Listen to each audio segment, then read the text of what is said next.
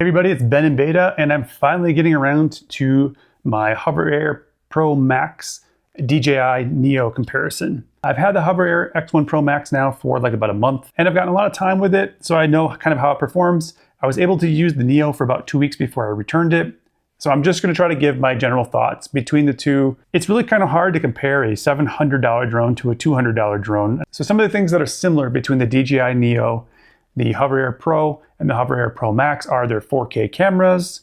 They're small drones that are meant to be pretty pocketable and easy to use. They can take off and land in the palm of your hand really easily.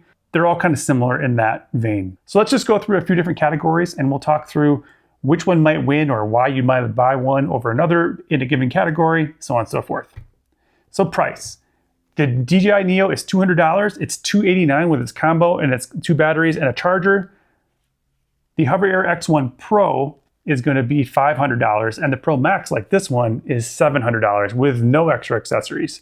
So if you're just looking at price, the Neo is going to win 100%. If you're just getting into drones for the very first time and you're just looking for something that can give you a cool perspective, hands-free sort of use, the Neo is a great way to go. And it wins hands down over the HoverAir X1 Pro and Pro Max, especially when you consider those are all 4K cameras. So in terms of that, I would definitely just look at the Neo. The only exception I would make to that is if you live at elevation. I live at elevation and the Neo did not perform well at 6,000 feet and above. It struggled to fly in a couple instances. If you had any wind whatsoever, it just wanted to land immediately, and the battery life was pretty bad, right around like 5 minutes or so, even when the wind wasn't all that bad. So I returned it because of those reasons, but I think for most people, price-wise, that's a pretty good way to go. Now, if we talk about features and modes, all 3 of them are going to have your basic modes. Follow, you can do some dolly tracking, some side tracking, you can do the bird's eye type view, so on and so forth. But the HoverAir has lots of settings for all your different modes, and it doesn't necessarily require a subject in order to be able to use them. So it's kind of a horse apiece. You can turn the subject tracking off on this and just kind of use it however you want to do those same shots. Whereas the Neo, at least when I had it with the firmware version I had it at that time, you were not able to do that. In terms of ease of use for all the different shooting modes, I think the Hover is a little bit easier. I also didn't love on the Neo that I had a long press to get it to launch, where here I just press once and it launches in 3 seconds. It's a small convenience thing, but I actually really like that about the Hover. So in that category, it's really a push. Next, let's talk about using the apps with the DJI Neo and the HoverAirs. I would say that they're both really pretty good. In both instances, I was able to control the drones without any problem. I didn't have any real connection issues with either of them. So I think the apps were pretty much the same with one exception. If you have an Android phone, you have to go to DJI's website, download their app, and sideload it onto your Android phone. That is not secure, and if you forget to turn off the feature that allows you to install from unknown sources, you're leaving your phone open to a lot of different potential attacks, and I don't love that. So if you have an iPhone, I don't think it matters either way. On Android, you just need to be really careful with it, and anytime there's an update that you have to get from DJI, you also have to go through that same process. So you always have to be kind of vigilant that you're making sure that you keep your phone secure. But otherwise, the apps performed pretty much the same. You were able to grab data from them pretty easily. One maybe advantage to the HoverAir app is you can do some of the things like set the different settings and things from the app without actually connecting to its Wi-Fi first. So that can be kind of nice. To download any of the footage or to actually operate the drone with your app, you do have to connect to Wi-Fi. So there could be some advantages there. One big advantage though, I think that the DJI has with the app has to do with the fact that once the DJI is in the air, you can use the app to change to the different modes and then press the record button and it'll actually perform that action. And that's not currently something you can do with the HoverAir. Where does that come into play? When I'm trying to do some kind of action, say I'm out doing a detailing video, and then say I wanted to show something and I wanted to do a zoom out while I'm doing that, if I start the HoverAir, then I have to go get all my stuff ready, and hopefully by the time I've done that, the HoverAir is ready to start recording and move or hasn't started already.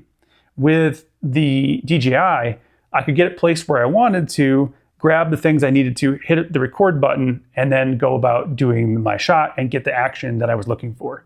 Now, Hover says they're going to be adding more of the commands from the original X1, where you can use like hand commands and things like that to control the drone to get it to do what you want. We'll see if that works or not. I don't know why they can't just add that feature to the app. Maybe that's proprietary to DJI. I don't really know, but it would be really nice to be able to either select the mode on the beacon itself or on my app and just hit the record button, or have just another button that when you click it, it would perform the action that you want it to do. That would be the easiest way. Again, I don't know, maybe there's some reason why they can't do that. I can see gestures being potentially nice, but until that happens, right now, you have to land this drone every time, then hit the button again to get the action to happen. So it's kind of a pain in the butt. So where does that land us? I don't know. You have to determine what's important to you with the app and what's not. I think they both work pretty good though. All right, let's just talk about the different conditions that you can use these in.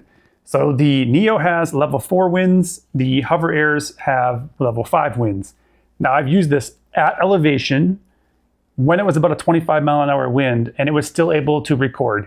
If we got gusts higher than that, it kind of wanted to land at that point, but it was able to work at elevation with a pretty stiff wind. It worked pretty well. The Neo with just a little bit of wind really struggled to do what I needed it to do. If you live in a windy place, the Neo might not be the right way to go. I know that they just upgraded the firmware to allow it to be a little bit more powerful, go a little bit faster, that kind of thing.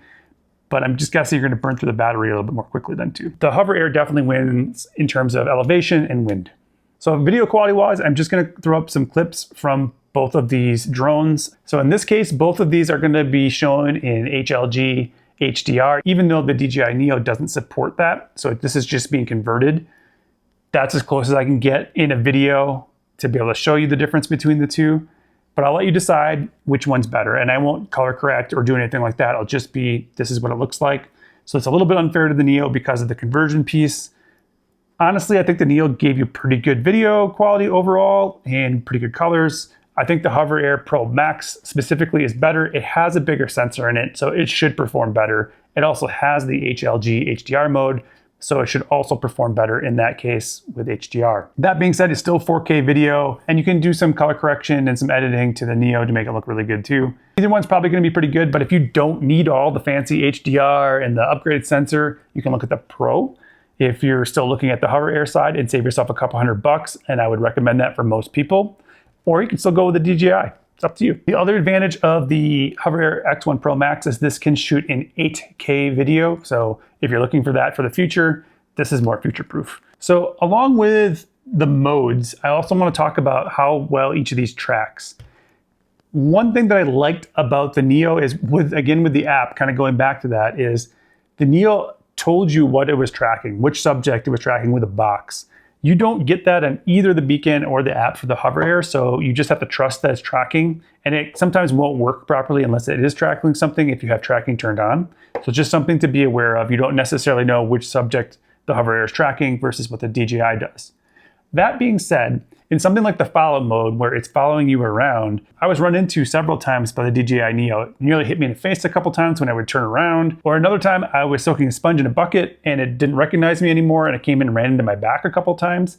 So at that point, I wasn't really happy with the tracking with the Neo. It's not bad, and if it can identify you, it actually works pretty well. But the HoverAir tracking has been really good. It very rarely loses you. A couple times when I've walked more underneath the drone, it's lost me, but that's pretty much the only time. And when I walked back, it reacquired me right away. The dolly track mode works great for staying in front of you and tracking you, turn around different side tracking. All the tracking pieces have worked really well with this. So I would give the nod for tracking to the HoverAir. The other thing that's a big advantage in the HoverAir X1 Pro and Pro Max is it has these sensors on the back. Pro only has one sensor, the Pro Max has two, which means when it's in that dolly track mode, it shouldn't run into anything going backwards. And in specific modes, these turn on when you're performing some of those quick actions as well, and it will not run into stuff, which is awesome. That being said, it doesn't come on in all modes. The way I found that out was one of the first times I used orbit mode, as it was going backwards to the distance I had set, it hit my garage and fell down, which wasn't great. So I actually wish these were on most of the time or all the time in all the modes just to be safe. That being said, with crashes, I crashed this once. I have a little bit of damage on some of the plastic bits of it, but it works just fine. I've had no problems with it since then. And the Neo, and I had no problems with that one when it hit stuff and whatnot either. The Neo worked pretty good. As far as them being kind of crash proof within reason, I think both of them are really pretty good. I do wish that this had a gimbal protector for when it was just sitting around. The Neo comes with that at $200, this doesn't. There's some people printing 3D ones, but it would be nice if it had that feature. All right, so what about how do you control the drone other than with an app? One advantage to the HoverAir X1 Pro and Pro Max is you can use this beacon to control it, and you get a preview screen, so you can lock this on a bike, you can walk around with this, and it is a microphone, so you can get the clip and clip it to your shirt, and it'll record audio. That's a pretty big advantage, I think, but this is extra money, so to keep that in mind. And then you can also control it in manual modes with this and move it around and whatnot. It doesn't work as well as the app does, but it is kind of a nice addition. So as far as controlling it without that, that's one way you can do it. Then there's a pair of joysticks you can add. We can either use one joystick to control the drone or both joysticks and your phone. There's a lot of different ways with the HoverAir, depending on the accessories you buy to be able to control it. That is nice. And again, that microphone piece is also nice. Currently though, it records to a separate audio file on the internal storage of this, and you actually have to merge those files together. There's supposed to be a firmware update that's going to automatically merge those going forward and do the noise reduction piece in the future. But right now there is no noise reduction with the beacon either.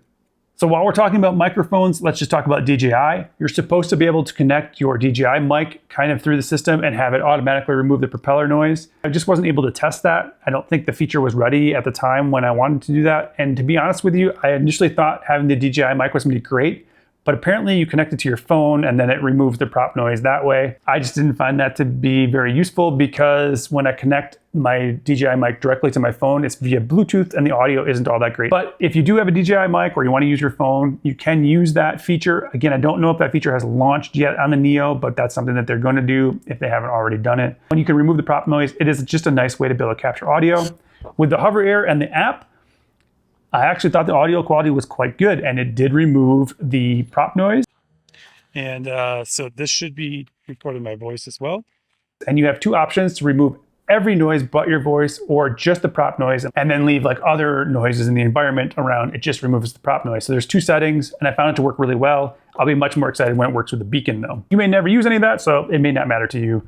You have to decide there, but I would give the nod to the HoverAir in terms of that feature right now. So then when we look at the DJI controller, you can use that with a lot of different DJI controllers that already exist. So if you live in the DJI ecosystem, you can connect that to those controllers. You can also buy it with a controller, and it's not that expensive. Honestly, you can buy the drone and the controller for less than you can buy the HoverAir Pro. It's not a bad way to go, and the DJI controllers have been really good.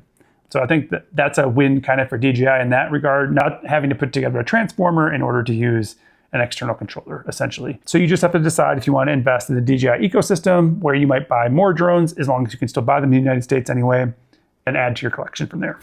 And then as far as accessories go, there's lots of accessories already for the HoverAir. They've got cases, they've got this charging case that's supposed to work in the snow, got a 65-watt charger, they've got this charger, multiple batteries, lots of different stuff. So HoverAir probably wins in terms of accessories at the moment. We'll see what happens with DJI in the future.